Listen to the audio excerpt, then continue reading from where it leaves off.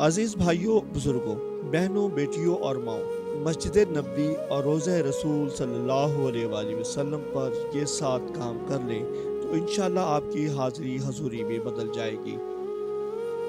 سفید لباس زیب تن کریں، یہ حضور کا پسندیدہ رنگ ہے۔ ہر وقت باوضو رہیں اور سر کو ڈھانپ کر رکھیں۔ جتنے دن بھی قیام ہے، روزانہ مقصورہ شریف روضہ رسول پر حاضری دے کر درود و سلام پڑھیں۔